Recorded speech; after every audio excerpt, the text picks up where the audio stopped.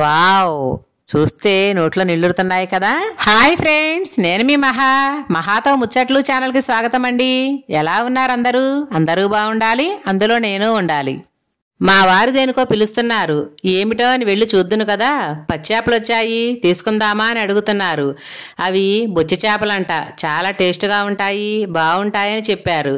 సరేలే అని మేము ఒక్కడమే కాకుండా మా ఇంటి పక్కన వాళ్ళందరం కలిసి ఒక రేటు మాట్లాడుకొని మొత్తం తీసేసుకున్నాము ఫ్రెండ్స్. వీటి టేస్ట్ చాలా బాగుంటుందని అందరూ అంటున్నారు. మరి మీరు ఎప్పుడైనా తిన్నారా?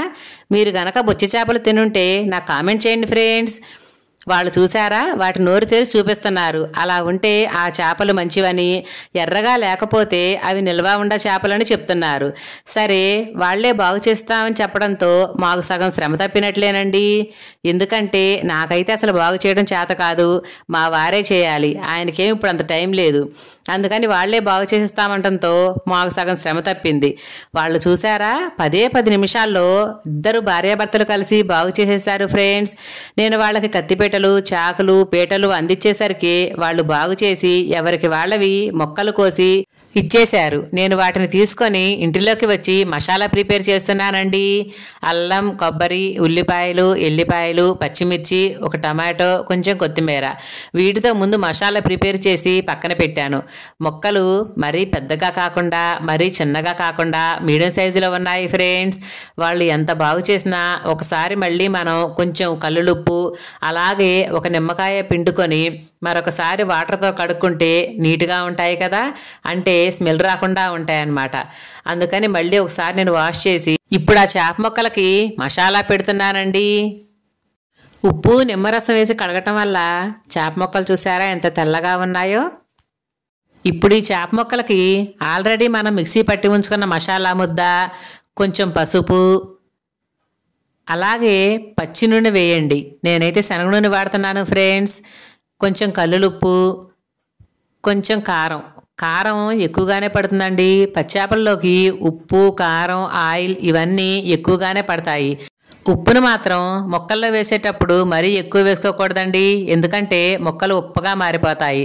అందుకని కరెక్ట్గా చూసుకొని అన్నీ వేసుకొని మొక్కల్ని మూత పెట్టి ఒక అరగంట సేపు పక్కన ఉంచుకోండి.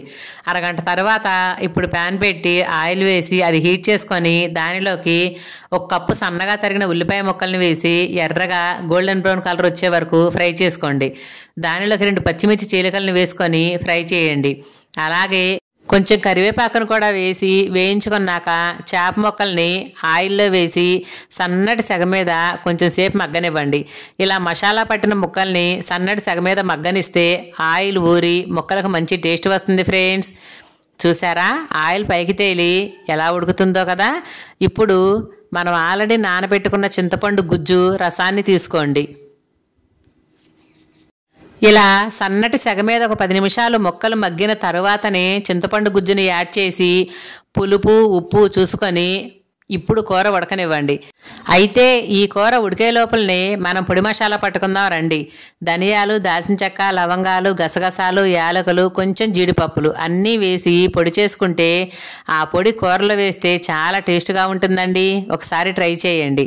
నేను ఈ పొడి కూరలో వేయగానే ఎక్కడో పక్క బజార్లో ఆడుకుంటున్న మా పిల్లలకి వాసన వచ్చిందంటండి. మమ్మీ సువాసన, ఆకలి అంటూ. అయిందా, మాకు ఆకలేస్తుంది అని అడుగుతున్నారు.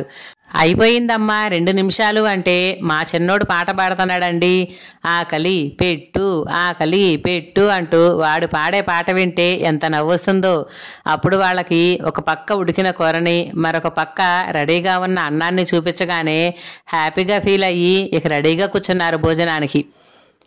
మరి మన గుమగుమలాడే చేపల కూర అయితే రెడీ అయిపోయింది ఫ్రెండ్స్. మరొక భోజనం చేద్దామా? పదండి మరి. వేడి వేడి గుమగుమలాడే చేపల కూర సిద్ధమండి. అయితే చాలామంది ఏమని చెప్తారంటే చేపల కూర వేడిగా ఉన్నప్పుడు కంటే చల్లగా చల్లారిపోయిన తర్వాత ఒక పూట గడిచిన తర్వాత ఇంకా టేస్ట్గా ఉంటుందని అంటారు. అది నిజమేనండి. మార్నింగ్ కనుక కూర వండుకుంటే ఆ రుచి సాయంత్రానికి ఇంకా పెరుగుతుందంట. ఒకసారి మీరు ట్రై చేసి చూడండి.